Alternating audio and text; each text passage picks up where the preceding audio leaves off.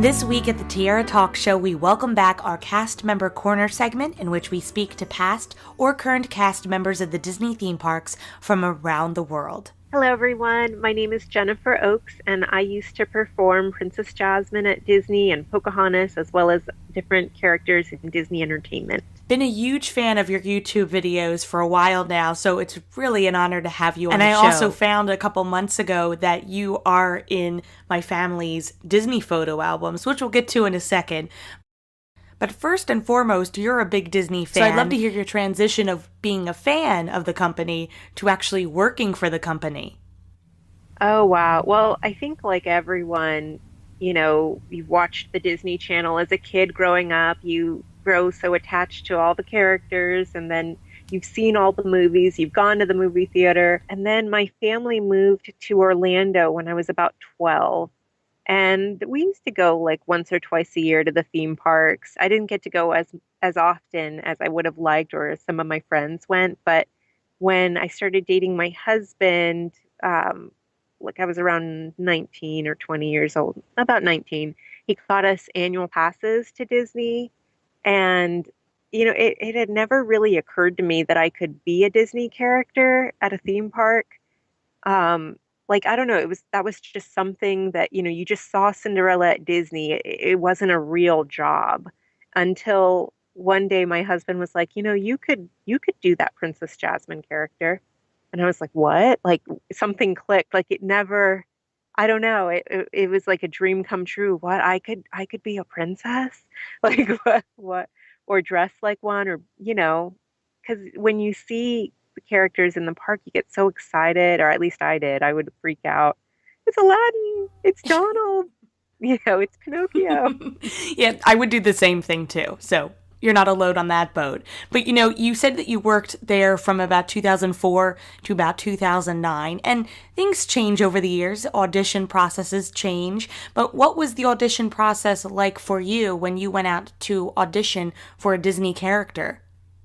Well, I would always see the commercials on TV that would say, call the Walt Disney job line. And they always seemed to be hiring. And I guess I had seen that commercial over the years. And so then when my husband had suggested that I actually try to become a character at Disney, that's when I remembered that commercial. And I was like, I need to call the Disney job line. And so I called the casting office. Because you would see it on I-4, the casting office, where downtown, it was downtown Disney, it's now Disney Springs. It would say Disney Casting. So that was always kind of exciting to see that building in the first place. And so then I called that building, or their office there, and they were like, well, come in, we'll do an interview with you. And when I actually went in for the interview, it was like a formal interview. I was all dressed up, kind of business attire with my resume and everything. And I think they were trying to kind of assess where I would fit in the Walt Disney Company. But I went in with an agenda like, no, I want to be Princess Jasmine. I've got to do this Princess Jasmine character. I guess it didn't matter what obstacles I was going to have to face to get that job. I wanted that job. I went and I just remember a room full of people and a sign-up sheet and telling the people when I was actually signing up. That's amazing, because you had this determination to get that role, and it really it helped you in the long run. And you also had to play Pocahontas at Animal Kingdom at times, and that's a little bit of a different character. So how did you work with her character in particular while interacting with guests? Yeah, she was definitely harder to play. It was because it was based in, it was fact and fiction were kind of combined there a little bit, and were knowledgeable about the Powhatan tribe and the way, Indian history and everything. So you really had to kind of be on your toes. And when, I always remembered this one boy coming up and saying to me, you don't look anything like Pocahontas. Because if you don't look exactly like the cartoon, I don't know. And that was hard for me. I kind of felt like I looked more like Jasmine, I felt. And she was also a very strong woman. So I kind of felt like I had to carry myself that way. And for me, that was more effort, because that's just not my to be that natural way. strong, tall.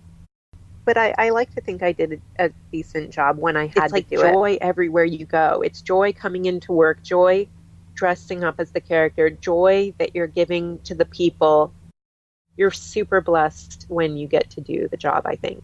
And to add on top of that, a month after I'd asked you to do an interview for the show, I was looking through some old Disney photo albums, and lo and behold, I find a photo of you as Princess Jasmine with my sister and myself from like 10 years ago. And I scanned the photo and I sent it to you right away because I couldn't believe it myself that we had met at EPCOT at the Norway breakfast that they have with all the princesses. And then a month later, we come to meet again in EPCOT 10 years after we took that photo, which is unbelievable. And I will be posting it on the Tiara Talk Show page, so listeners can go ahead and check that out. It was just amazing. So the fact that, you know, we got to meet is just unbelievable. And your Instagram followers even send you their photos. Yeah, I just have to say, I love that we actually took a photo together and met in real life at one point. Absolutely. I mean, like, what are the odds? But you got to work at EPCOT as well.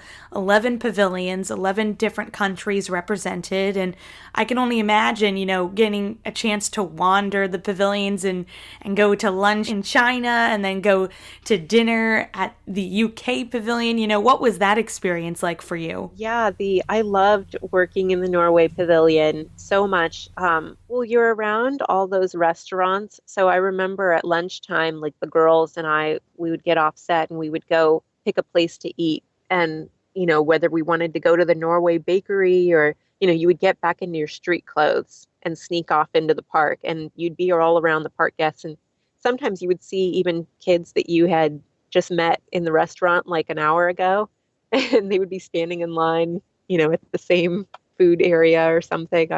I remember that. Or you would see them walking around in the stores. And because I remember going around with the Aladdin, we would go walking around Japan because you would have an hour and a half before you had to go out on set again during lunch. And, you know, just you really would become friends with the girls. And even I remember Belle, this one, I can't remember her name. It's been years and we didn't keep in touch, unfortunately. But, you know, some of the girls are so lovely. And mind you, you're meeting like dozens of really nice girls that you'll work together with for a month, become friends. And then, you know, they'll be at a different theme park the next month and you won't see them for a while and life gets crazy. But I have this memory of eating lunch with this one girl who played Belle and she still had the makeup on. And to me, she was still Belle. And I don't know. And she had a French picnic basket that she made. And we went to France and we were underneath a tree and it was perfect weather. And we had this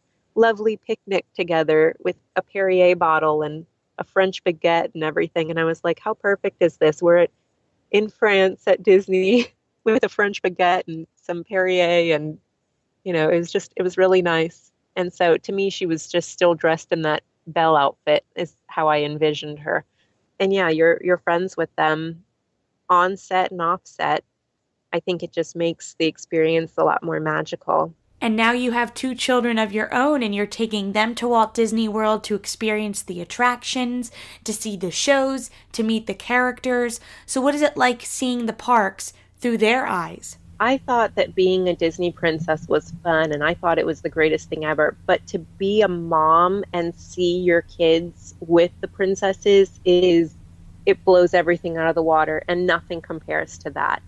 For me, I just feel like it's much more fun as the mom. And I never thought that I would think that way because I wasn't a mom. I didn't understand the love you could have I mean, I knew that you were going to love your child and that they were going to be everything, but to really feel it and be there. I mean, when you see them with the Disney princess finally, you know, you've read those stories at home, you know what those princesses mean to you guys. And, you know, I think about just the other night, Ariana was dancing in front of the TV to Under the Sea and she's trying to sing Under the Sea and she loves Ariel. And just whenever we see Ariel, it's a big deal. Like, I wish that I had known how much I knew it meant a lot to the parents, but I don't know, it's much more fun to be the mom.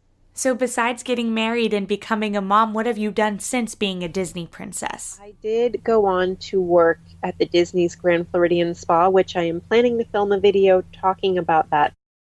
So I went on to work at the spa, and it's so funny because a lot of characters from Disney Entertainment ended up working at Disney's Grand Floridian Spa with me. One of the girls who did Trolley she was a dancer for the morning Trolley show that they had.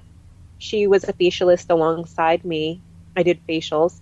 Rachel, who I met while working at the spa, did massage therapy there.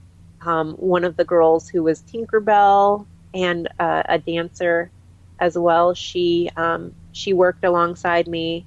One of my favorite Aladdins that I worked with became my manager at the spa. A lot of characters went into that. One of the Princess Jasmines that I used to work with, now she does hair. I really loved the makeup aspect of working in Disney Entertainment, and I thought I wanted to be a makeup artist, but then I realized how important skincare was, because if you took care of your skin, then you didn't need as much makeup. And so that's when I kind of made the decision that I wanted to help women take care of their skin. It's really interesting, and I see some of your Instagram posts about certain makeups that people can use, like a lot of suggestions. It's fantastic. And before we end our interview, I ask my guests, all of them that come on the show, the Fab 3 questions. So we'll start with the Donald one, which is, as a child, what was one of your first films to see in the movie theater? I loved Aladdin. I know that's cliche, or, I really loved seeing that movie. It was just the animation. Oh, and then there's Beauty and the Beast. There's like the Little Mermaid, Beauty and the Beast, and Aladdin. Those all came out like back to back to back in the early 90s. But I guess Aladdin stands out to me because of the age that I was. I was 9 years old. Just the animation was so great. Just that magic carpet, that whole new world ride. I don't know. That to me was the best to see in theaters as a kid. And our goofy question, besides the characters in Aladdin and Pocahontas, what Disney character do you think would be your best friend if you met them in person? I want to say Belle. She is so... The way she loved the Beast and just saw his inside. I mean, who doesn't want to be friends with somebody who sees you for your heart and not for your physical appearance? And she just seemed to want to help. She seemed smart and brave. She wasn't afraid to go out at night and then leave that castle to go find her father when the Beast had told her she could go. I asked every Aladdin that I worked with who their favorite Disney princess was, and I want to say every single one said Belle. And finally, our Mickey question. If I asked you to name any Disney song at this very moment, what immediately comes to mind? Once Upon a Dream with Aurora and Prince Philip. It's probably one of my favorite. It's on the top 5 favorite Disney films of all time for me, is Sleeping Beauty. And before we fly away on our magic carpet, I want to make sure you mention your social media pages so our listeners can follow you, and also your YouTube channel so they can subscribe to your channel and check out your amazing videos. Yes, my YouTube channel, youtube.com/Oak Princess. I want to say it's Oak Princess, OAK and then Princess. Same for Instagram, instagram.com/Oak Princess. Twitter is Oaks, OAKES Princess, and then facebook.com/OAKES. I can't thank you enough for coming on the show, Jennifer, and it was great to finally meet you 10 years later at Walt Disney World a couple of months ago, so thank you again for that. And before we end, I always ask our cast members this particular question. If you could summarize your experience working for the Walt Disney Company in one word, what word would that be? Unforgettable. Something waiting on these palace walls.